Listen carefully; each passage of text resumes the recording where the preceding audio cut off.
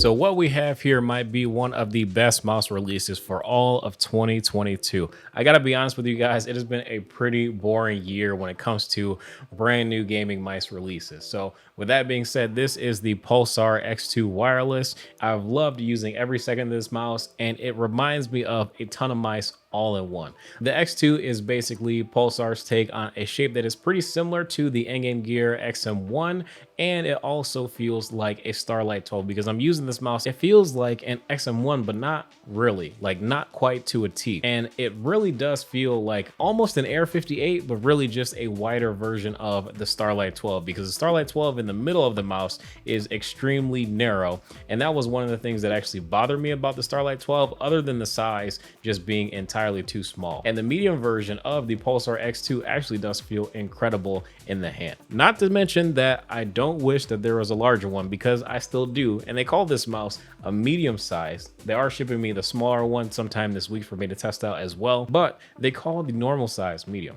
That must mean that they have a larger one maybe on the way. I really hope so. That would be great. I mean, Zowie, they have 3 sizes of their mouse. Hopefully Pulsar decides to make a large size of this mouse. But anyways, let's actually talk about the product, not just talk about the size and blah, blah, blah, dimensions, all that stuff. It's an extremely lightweight gaming mouse, and the coating feels very similar or reminiscent to a Logitech G Pro Superlight coating. Now, granted, my G Pro Superlight is over a year old. At this point, it's like a year and a half old, but it does feel like pretty similar, just a slightly more grippy texture than the Logitech G Pro Superlight, but then that could easily be because this one might be slightly worn out because I've been using it for so long. On this X2, I do not have the Pulsar Super Glide skates, but the PTFE skates on it are actually really good. I haven't really been using the Pulsar Super Glides recently just because I've just been using a lot of different mouse pads, and I've been testing the regular PTFE skates. And all honesty, there's not a real reason to want to change the PTFE skates because they perform really well. I don't have any issues with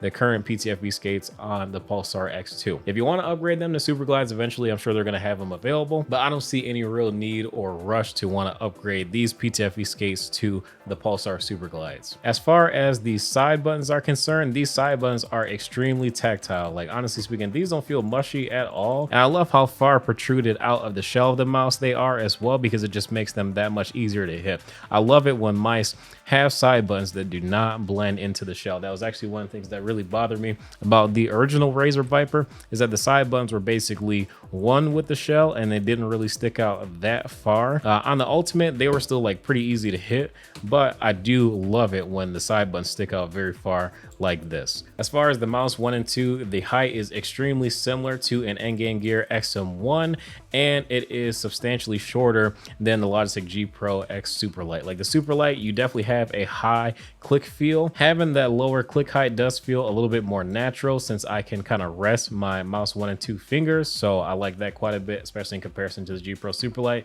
Now, don't get me wrong, I love the G Pro Superlight. I've been using it for a really long time, basically since I got it, and the scroll wheel does feel pretty similar to the G Pro Superlight, just slightly more tactile. The G Pro Superlight scroll wheel is fine, and so is the one on the X2, but just be conscious that if you already have a Superlight, this one is going to be ever so slightly more tactile. If you're comparing the X2 to the XM1R or the upcoming XM2, more or less, this is basically the XM2 before the XM2 comes out. I mean, it's a very similar feel in the hand.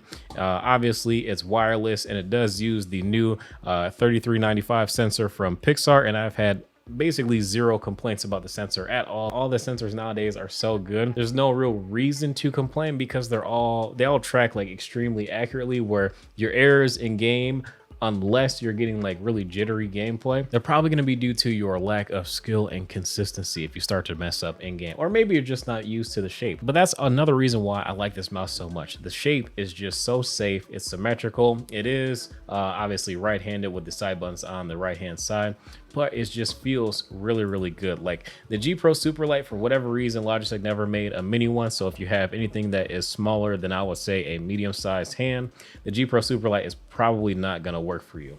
Endgame Gear, they can barely release mice right now. They're probably not going to come out with an XM1 mini, so don't count on them to come out with an XM2 mini that's going to be wireless as well. So if you're looking for a smaller version of this, the X2 mini is probably going to be right up your alley. And also, if you're looking to get a hold of a Starlight 12 from Final Mouse, you might as well get this because it's going to cost you minimum half as much, probably after taxes and shipping and whatnot, probably around $110 if I had to guess. And at just $95 plus shipping, I just feel like this is such a better deal than the Starlight 12. I feel like you can almost get 2 of these mice by the time you pay for one Starlight 12, especially on the aftermarket. $200+ you're looking at an X2 and an X2 mini if I had one in my hand, and you can try both sizes and see which one you truly like the best. Now, some notable changes that I did like that Pulsar did with the X2 in comparison to the X-Lite series of mice. So you also do have a specific DPI button built into the mouse, which is helpful for me right now, especially during testing, because they don't have software out early for me to test, but the regular X-Lite software is just fine. So I'm just glad they have a hardware DPI button. I do wish that it was actually at the top of the mouse though, so I could remap it to something useful in game, but it's okay. I mean, having a DPI button on the bottom is better, so that I don't have to dig through and find some software or have to install some software to figure out what DPI I am on. Of course, since this is a modern mouse, it does feature USB Type-C as well. And the X2 is also weighing in at 57 grams for the medium size. The Endgame Gear XM1R is 72 grams. And if we compare that to the X-Lite V2 Mini Wireless, this one is 55.7 grams. And then we compare that to the X-Lite V2 full size, this one is 60 grams with the Pulsar Super Glides. This one is actually the Max Gaming edition. Something that's pretty funny is that the X2 is coming out in August and it weighs less than the XM2 Wireless is supposed to weigh. Like the XM2 Wireless is supposed to weigh 63 grams. This one is currently weighing in at 57 grams for the medium size version. So it's more or less going to be the exact same size, maybe a little bit shorter, but the grip is going to be very similar. And honestly speaking, I don't really know if I would pay more for the XM2 Wireless after already using the X2. I mean, the XM2 Wireless, don't get me wrong, it sounds great and all, but I doubt that the kill switches are gonna feel nearly as snappy as they do on the X2. Probably due more so to the construction of the mouse and how it's designed. The Pulsar mouse eventually is probably gonna be available in a ton of colors. Like, that's actually one of the things that I love so much about the X-Lite series of mice, is that eventually they're probably gonna have some really cool colors and additions that are going to come out for both the X2 and the X2 Mini. While Endgame Gear, I mean, they're going to have black and white, and don't get me wrong, black and white is cool, but red, blue, they have like a Founders Edition green, they have this Max Gaming Special Edition as well. I don't know, guys. I mean, the colors, it just spices up your setup a little bit more on your desk. So I feel like I would rather go with a mouse that has a cool color, also has a great feel, pretty good price. This is probably the only mouse that's going to come out that's going to be this impressive this year. So I'm going to end the review right there. It's really impressive. If you're looking for a new symmetrical mouse and you are familiar with the Endgame Gear XM1, which honestly speaking has been one of my favorite mice for a really long time. I've just been waiting for them to make a wireless version. This is basically that.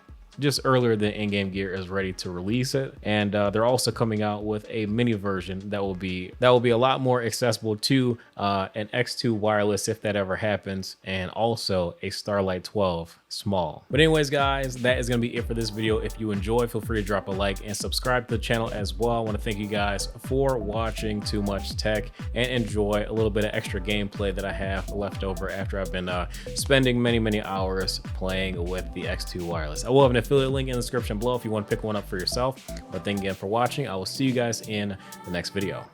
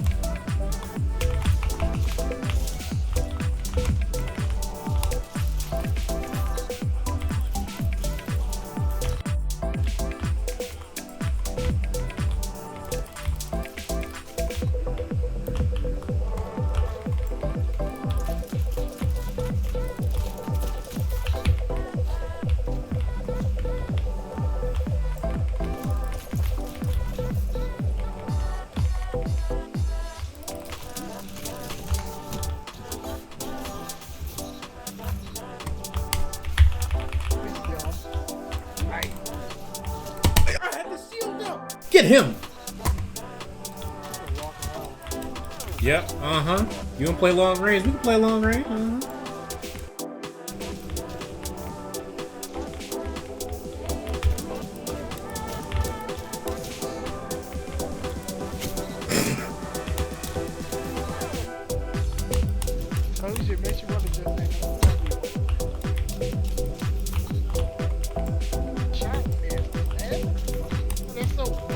So much. Yeah.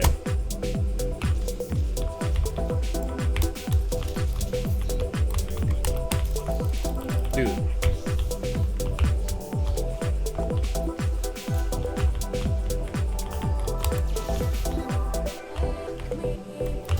You fell for my trap card.